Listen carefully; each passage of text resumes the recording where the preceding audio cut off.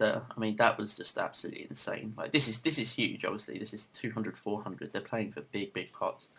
But just the Isildur days where it was 100,000 pots every couple of minutes. I mean, that was genuinely insane.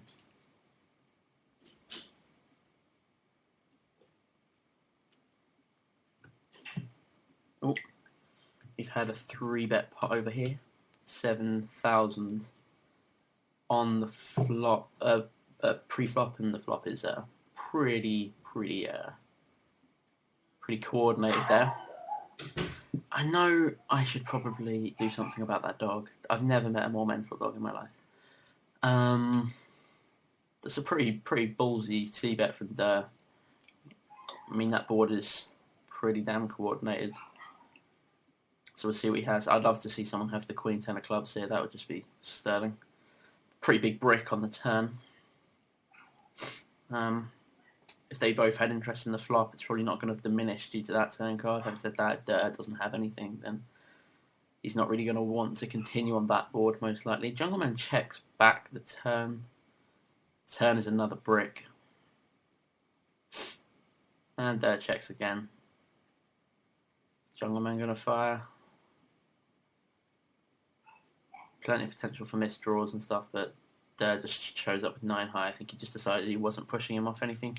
Maybe eyeing up a check raise, I don't really know. They could be doing all sorts of shit, but that looked like Durrrr just giving up.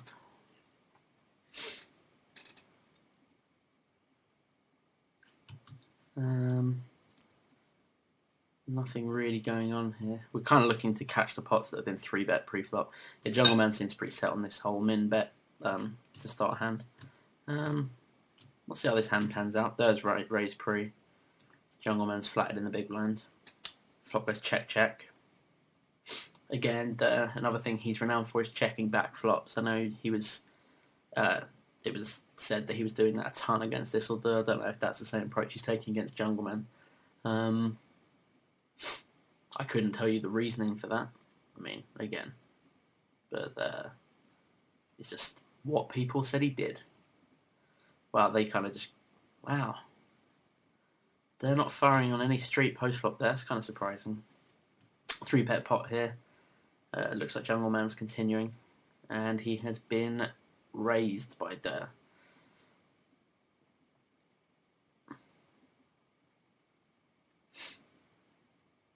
And he's just been flatted. So Jungleman has a less than pot size bet left now. So this is pretty much all in or it's a fold now.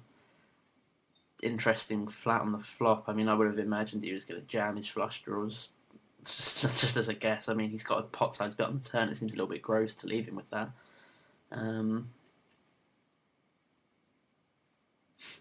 Durrrr checks back. Obviously, a little bit pretty interesting river card now. All pairs are filled up. The likelihood of either of them having a 4 has just plummeted. And Durrrr checks it back. Here's a flush draw, and Jungleman just floated the flop with ace 10, and that was a pretty big pot to win with ace high.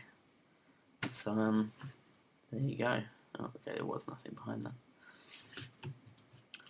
3-bet pot over here. First little action I've seen going on this table. He just flattered it again.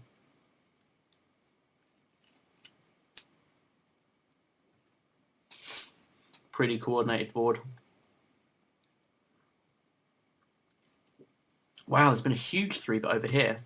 Damn. Jungleman just... Durrrr made it 1,200 pre, and Jungleman just made like 4.8, so...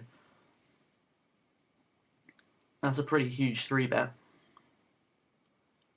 Certainly something that I haven't seen yet.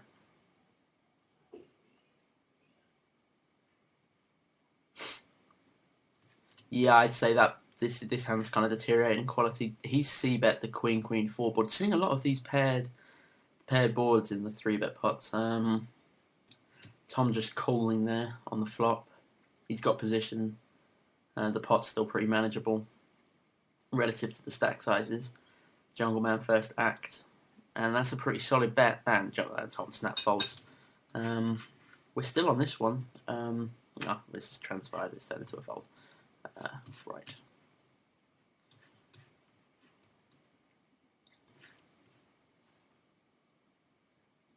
raising a call there.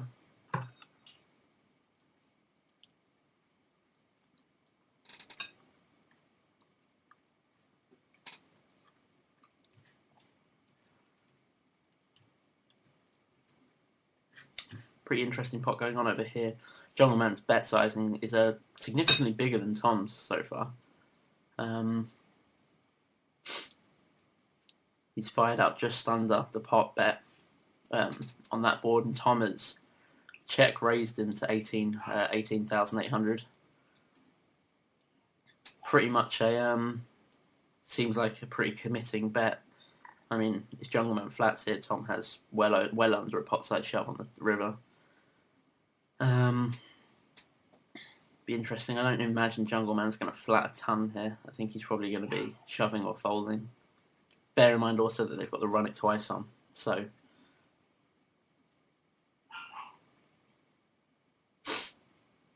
and he's jammed on him, and Tom snap calls, and Tom has jack deuce, and he has aces. Wow. Okay, first one goes to Tom. Oh wow, second one goes to Jungleman. They split it again. Someone in the chat is continually calling him Tim Dwan. That seems like a bit of a fail. He's going Tim Dwan. I can add some money. Good luck with that. The likelihood of Durrrr having his chat on and responding to that is about as likely as me playing in the next challenge. Nothing really going on here. Why would you ever ask Tom Dwan for money? Like he's going to go, yeah, sorry, mate, playing for like 200k here. But yeah, sure, why not? I'll ship you $10. What's your account name? Douchebag. I mean, I get people at final tables that I make. Oh, connectors, can I have $10, please? And I'm like, nope. And then they tend to try and insult me.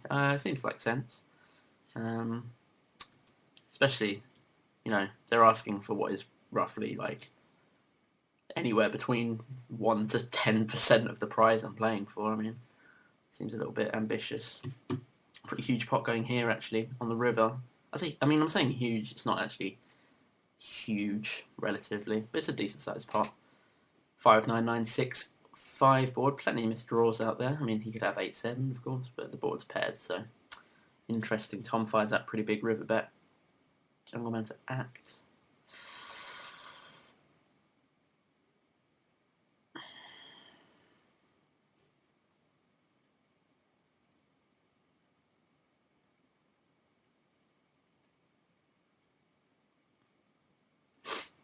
I can see this being quite a long session between the two, so I can only film a bit longer because I'm pretty busy tonight. But yeah, he gets a fold there. But I'll film what I can. I might go slightly over the half an hour. We'll see how I'm feeling. I mean, it's not like we're going to be short on action to film. 3-bet pot here, obviously. Jungleman continuing. That or Tom just raised it to some obscene pre-flop thing, but I don't see that being the case. I'm telling you, tons of these paired flops. And they've got pretty frisky on them before. Tom just flatting there. 2 diamonds, 2 clubs. Pretty raggy board apart from that, though. Jungleman checking it over to Tom. Someone in the chat saying Durrrr has jacks. That's a pretty inspired shout, so we'll see. If Durrrr has jacks, I'll find the person in the chat and ship him $10. That's the deal. Okay, you heard it here. If it goes to showdown, Tom has jacks. I will ship the person who said that in the chat $10, and they'll be like, "Why is someone sending me $10?" And you know, you guys know. 35k in the middle. Tom here has a pot-sized shove left. Jungleman's checked it to him.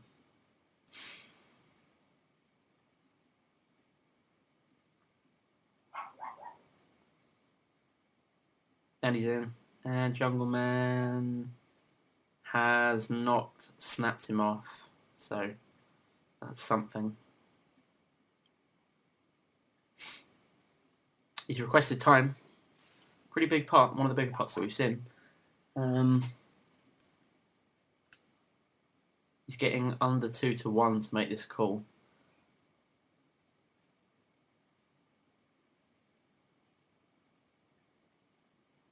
He's timing down here. There's nothing going on the other tables apart from just a couple of games of 40,000 NL.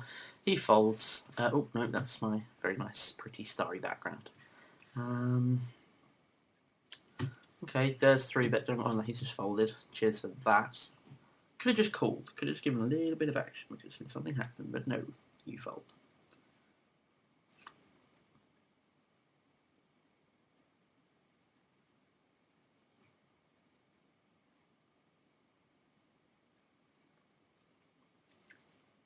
I see that Schlonger Thong guy. I don't know if any of you know him. I recognise that name from PokerTube.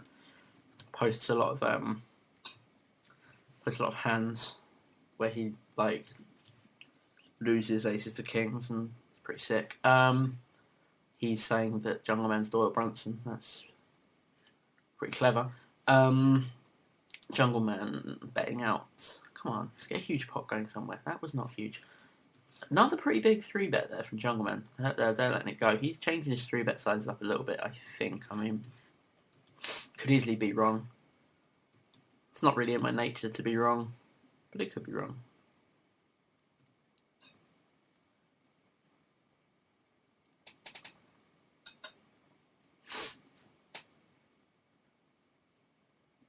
Damn, I need some water. How? Blah. Yeah, that's a really pretty passive pot going on over. Yeah.